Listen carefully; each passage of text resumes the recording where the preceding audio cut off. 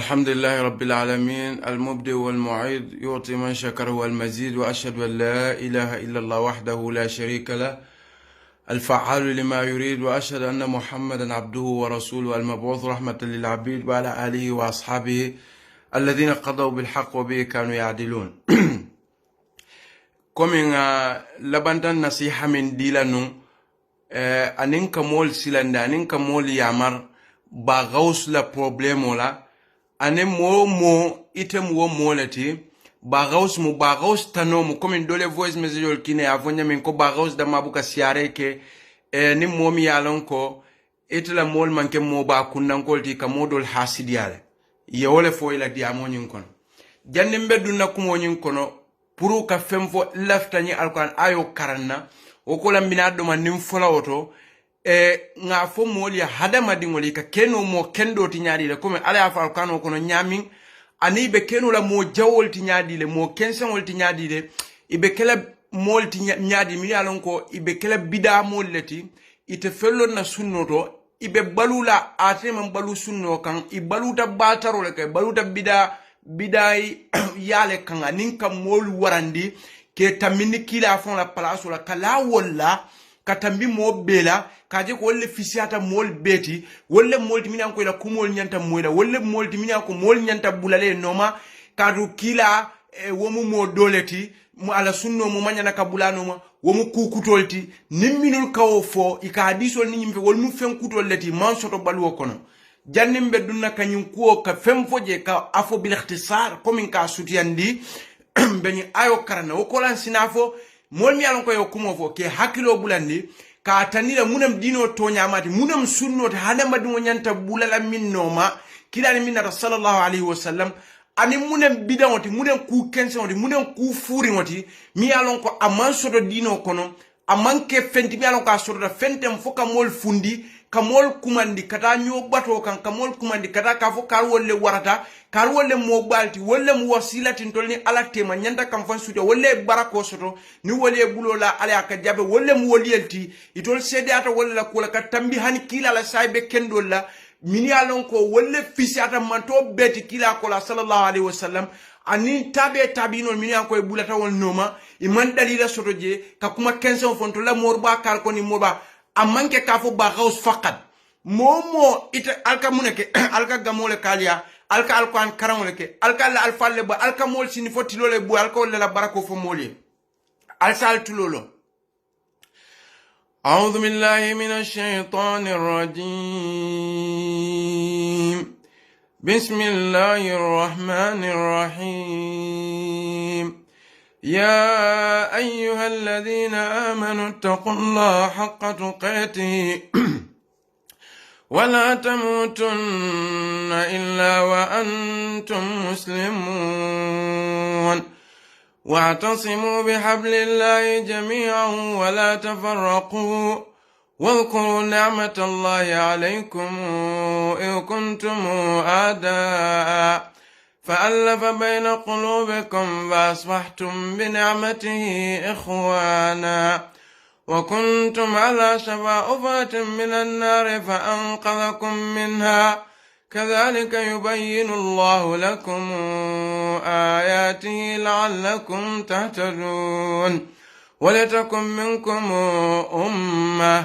يدعون إلى الخير ويأمرون بالمعروف وينهون عن المنكر وأولئك هم المفلحون ولا تكونوا كالذين تفرقوا واختلفوا من بعد ما جاءهم البينات وأولئك لهم عذاب عظيم يوم تبيض وجوه وتسود وجوه فأما الذين اسودت وجوههم أكفرتم بعد إيمانكم فذوقوا العذاب بما كنتم تكفرون وأما الذين ابيضت وجوههم ففي رحمة الله هم فيها خالدون تلك آيات الله نتلوها عليك بالحق وما الله يريد ظلما للعالمين. Yo janni meduna komin kawdla dol fo mbafla ala ko kuntum khayra ummatin ukhrijat linnasi altolle manto be fisamantete mi ya lon ko a fintita nyim banko kan wolem jumaati kilala mantol ta'muruna bil ma'ruf wa tanhauna 'anil munkar shart alkanyo yamar ku kendol la alkanyo fatandi ku jawol natra mawo ken tuda dayri wokan mbe kala munet wolem ni aya dola aksoti lu'ina alladhina kafaru min bani israila lisani daud wa isa ibn maryam dhalika ma asaw wa kanu ya'tadun kanu la yatanahawna munkarin falu la bi'sa ma kanu yaf'alun mbekela ko bani israila kol tarta nyami wala nyi don la aksot bi shart mbekela mo kendolti na manto seke manto be kenne mate ala sharto mo muneti mbe nyoya marra ku kendol la nyi sunno ni kitabu ala mi kilani minnata sallallahu alayhi wa sallam kama sabatar kanu qur'ani hadithol to nyami wokola na ulamaul arrajihun wal sondala من يالونكو في الكتاب والسنة والإجماع والقياس والبيسون دالا سبتا أكتا كوت ميالونكو شيء راجح وكمين فو الراجح ما قوي دليله والمشهور ما كثر قائله فما ميالونكا بمبنتا ولا منا دليله بمبنتا ولا الراجح ولا منت لونال سون تمنا يتفاقو كالا مذاهب الأربعة والبيسون دالا ولا منتي ما قوي دليله والمشهور ما كثر فهم يكون مشهور كم باغوس والكنيم فو أنين جمالها بيك من فو أنين بدأ بالون لا بيك من فو كم هني كوسيا مولك فترة أمان نفاس سوتو وبيم وليارتي وما سوتو أنين سنو ما نيوجي فينا هنا تريتله بورا جام فتا مول بيتي تله كتاسبا وموتا مول بيتي يتله تامبيتا إلى كانكار كوندا فاميلي مول بيلا مول بيكا كيديتل نوم نيكومو فميا لونك أنين سنو مانتا إلى بارو نينكا مورندي كان وكل من بغير علم يعمل amalu mardudatu la tuqbal sukulala ko barawo momo ikabaro kenyi sabata sukulala bura ako wo kullu man bi ghairi ilmin ya'mal momo itaka barawo barake man londi sotoje amalu ka mardudatu la tuqbal ila baro ko murundi kan obuka muta ndolle be kala man to be jawmati mbe kala ko bani israel kol tarta nyami ko nyi aya dola akso be nyami wala mundi kanu la yatanahuna munkarin falu la bi sama kanu yafalun itarde buka nyo farandi ku jago ku jawola bari kanyo susunda kanne ibuka nyo yamar ku kendola nyi yoma tabyadu wuju wa taswadu wuju lonnal yamin fasar doko asabata dolko tabyadu wuju wallam almu'minun almukhlisun wallam muslimolti mu'minol minya ko ngani senandi la muslimato ibulata kitabo ni sunno noma iko taswadu wuju wallam ahlun nifaq wallam nafiqolde asabata Sa'id ibn Jubair la hadithu Ali ibn Abbas radiyallahu anhuma yanyimute to la ibn Abbas ko tabyadu wujuh wallam ahlu sunna wal jamaa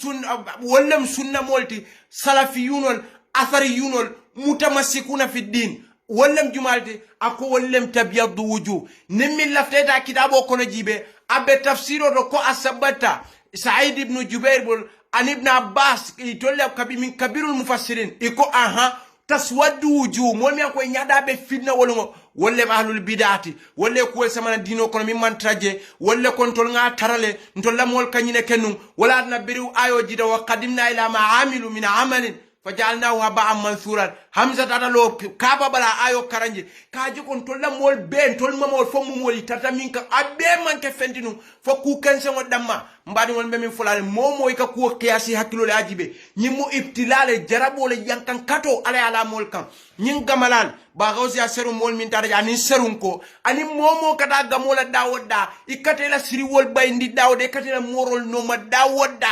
munan ne katu budale no be halakile no madron iketol fongo la moltra siri koto me makoy no imam fenkeno wol be batari ni be siri nyokan ita bina wol mu alalti be ale kele futa ale asando ite ye duwa minke ale way jabi wolle molti mi yanko bete makola hadama dimo watu ni ko kete fonga ko qiyasi fa yakulu ajibe ndara bagos yanko ndara ala danu laje serum birim futa da kadu bagos ko ala akatale fayke hadama dimo ni te sudi atala ya dani minna ko leke na atra bagos akamim fo komi ate ala say ala bota ala yata kila bagos yato ka romu bagos la kumolti ama hadiso nyine fasarku kata man arab kan moy ay min kara man ko yala koni mo furi won yalon koy be siri ke tol fan kumanda fawwala ibuka alquran karanku ibuka hadiso foku wala na kenno bilada kila ni say bolta siri jamen kono asal dara kila ko kila ka eja fasalli fa inna kalam tusalli muriya salikatu iman sali fo sinya saba bilada tan kila kam sinya nan ya kay wallazi ba'athaka bil haqq ya muhammad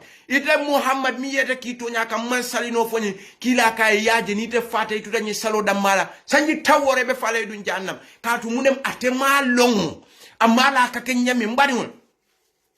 min beje nyin dino nyin kankar kunda nyin gamo la asla lahu yalo mbe kuma kilib fulale aldol fon la miralo na la jeroto nafika ya ba wuliya fo ba hasidiya ba ay mol la society tinya mol ka bonko ne kata hijola maka ika mol ka kuol fo e gambia sababol mi yanko e karante dino lon na lonna beje ka mute bul se umar wol ni ko ngol fo e se kebo wol woni watanol iko e abetenna belare sunnoto ten ni dada makay ko bejeje ka lon ko wolem koti mi yalon ko sabata wala be sunnoto ni date ke ba ka siaka e buka fo molye ni nyin gamol mi yanko mol kake ikela mo bal warandi ndol fama o keretene biri woy alaba kamol sini birin somanda fo wula ro ito ko ke fala barakole fole wala alabatol la nuridu minkum jazaan wala shukuran ita fani way alabatu wala mol kata minna gamola kala kaburo warani wal mumo balleti ni woli alabatu ngani kan alabatu la bal saybol sototale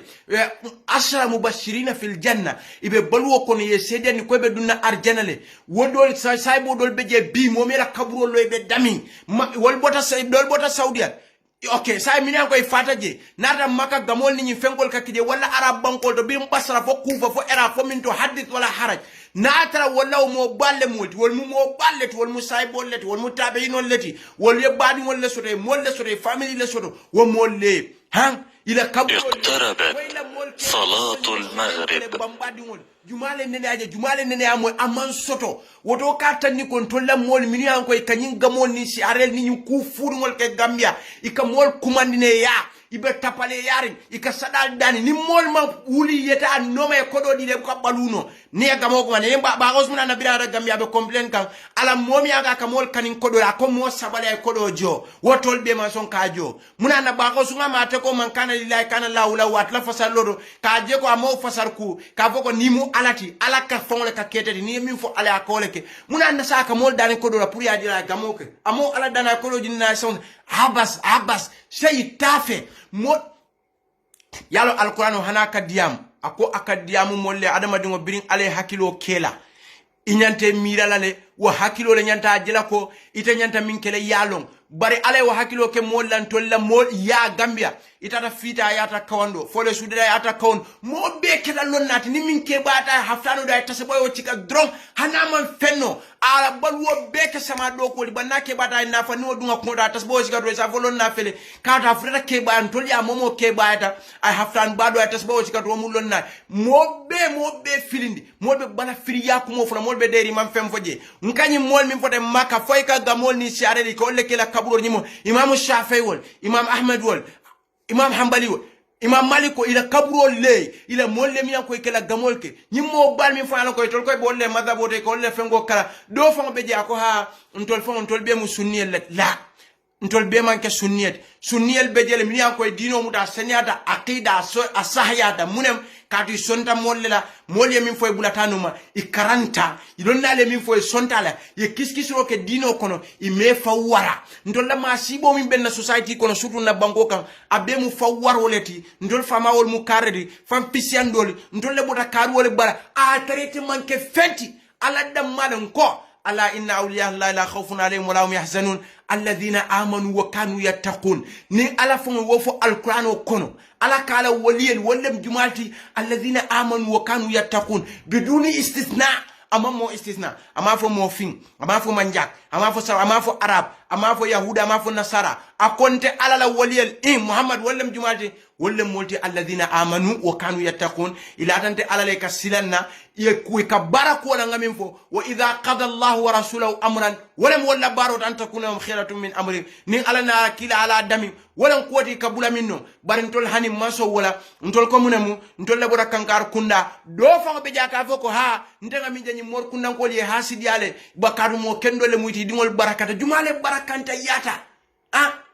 jumale o mor kundan ko hasidia o mor kundan ko mi ke fo nyimo bali biri fatete wala masiro lo ne bang ibe arjane be jahannama ma long molla julol bela molla julol tele ma long ya ala kumandi minna kuloto bankedo ala e danko ma long ye minke nani silo manta hanata mor kunna ngata fa boraka kuruntu bankoto ala baro mamuta abbe baraken seng fala yuqimuna la yawm alqiyamati wazna la ka lolu ngoyte pesa lon lay bari wolle molti mi ko ala kela ma sibol ni la kumbol fo soto ahzab kono ñi molmi ko kabulay mor bartlanum rabbana inna tana sadatana wa kubara'ana fadalluna sabila rabbana atim dhifani min al'adhabi wal'anhum la'nan kathira mari man sadala ndol bulata nay mo balle no man dunya balu kono itolle en firindi itolle kala na kunna ko ya sababol mari man sadala halaki danka yankankati nyala mi yanka be jaw yari mbake wo bebe alquran kono fi nabaw man qablana wa khabaru man ba'dana ni alquran wala be mol tankan la nyim bidal la nyim kufuru wala min yanko be kerim banko kam bi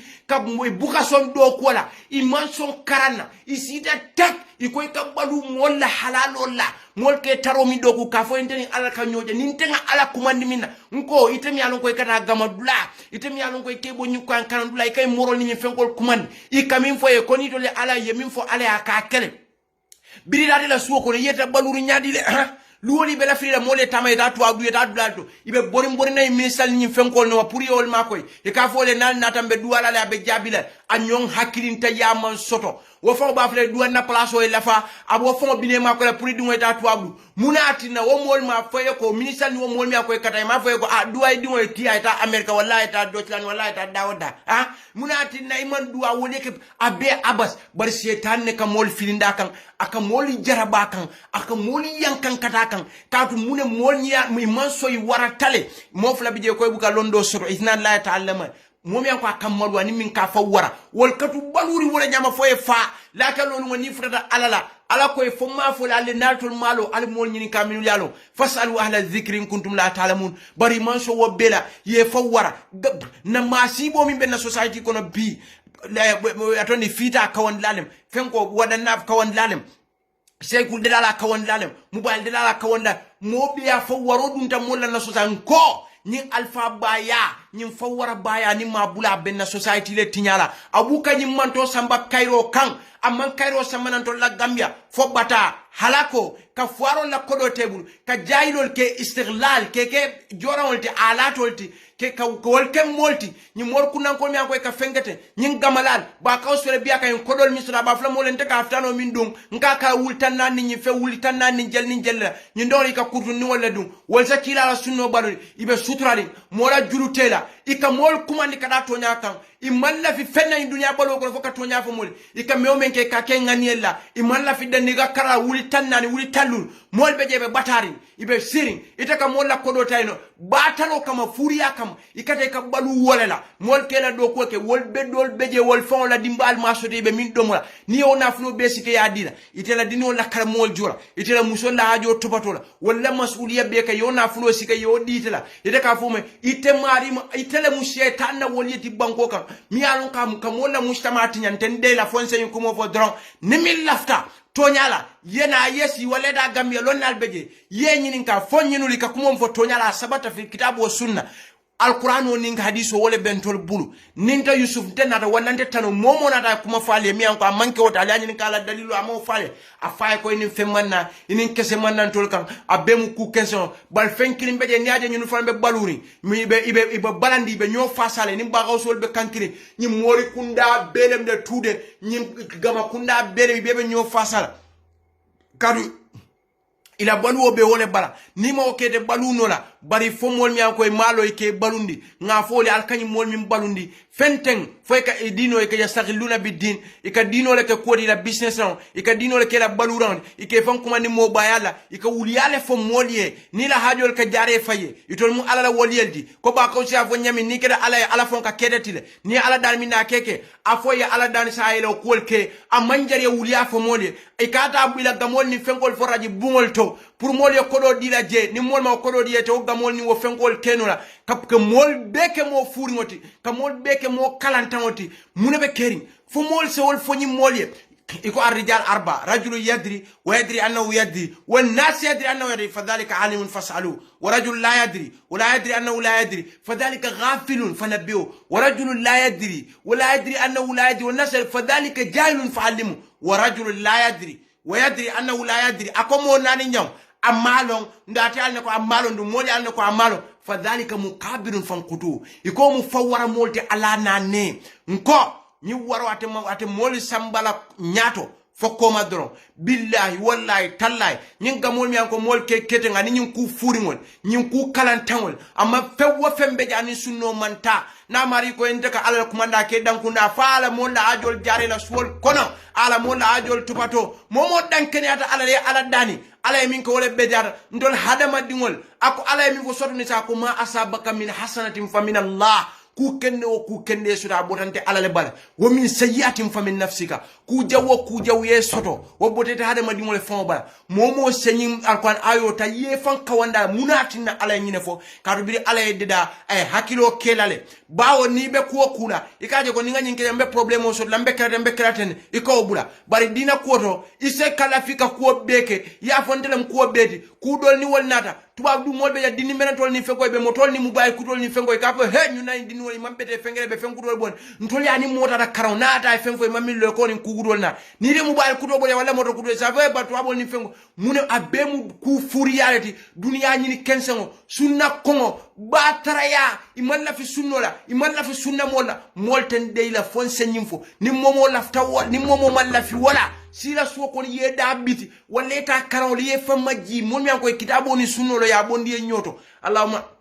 alama alayke multimina an koy kayamaro moy niyamo akende may kabulanom nko ale ko ala ko ma asabaka min hasanatin famin Allah wa min sayyi'atin famin nafsik ala ko kukendo na yeso ra telem ku jaw na yeso ro botete le fon bal ifon e mira wala ifan hakilo kono ban yela ko kace faye ba yeso no munatina ale o kofo kadu ale hakilo le kele nyama ma koy kela kudol kenyami ka betia munane te da dino kenula betia hani barinte waratale ñu sunna mol malla fila kar ndol mu kankar kunna mol len tol mu mo balle kar wolle kananuma ni nga foy tinete kodo dilana ndol mu baraka molti anyon barakanta ya anyon furiya anyon haramu domo anyon tapale ya anyon fea anyon katulun dino la man soto billahi wala la kalolu mol sebe amma ta annaba alladhi fi kalla sa'lamuna thumma kalla sa'lamu ba wonu wo seke lumoti mi ko mol se nimisa isa fugo ha rabbana inna atana sadatana wa kubara'ana fa'dalluna sabila wala min bida molti ko nga fale ibn abbas ya fonyame tabyadu wuju wa taswadu wuju ni sunna mol mi ko alkejete ni salafol ni athariyol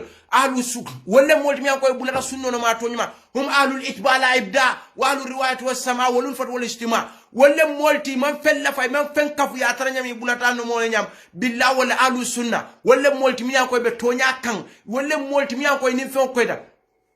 komi lonna ka funyo ako ahlu sunna as-salaf hada nasa sabilan wa asdaqum qilan wa arjahum ta'dilan imman la fi moye jay imman sula mola jayro hasbuhum taskat markal alam